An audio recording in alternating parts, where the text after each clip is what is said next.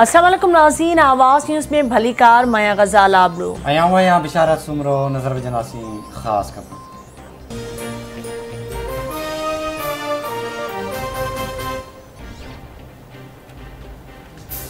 सूबाई वज़ीर शर्जील इनाम मेमण शहरन के हीट वेव बाबत एहतियात जो मशवरो ॾेई छॾियो। शर्जील इनाम मेमण चवे तो 2 मई ताईं सिंध सूबो हीट वेव जी लपेट में रहंदो।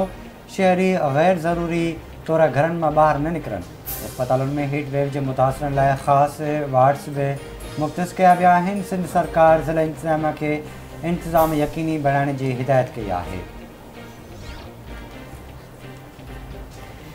मौसमियात खाते मुल्क के मुख्तलिफ शहरन में बरसात की अगकथी करे छड़ी। मौसमियात खाते पारां इस्लामाबाद, रावलपिंडी, मरी, मुल्तान, खुशाब, डेरा गाज़ी खान, सखर, कोयटा, चाकी CB समेत पंजाब में बलूचिस्तान के मुख्तलिफ इलाक़न में बरसात की अगकथी।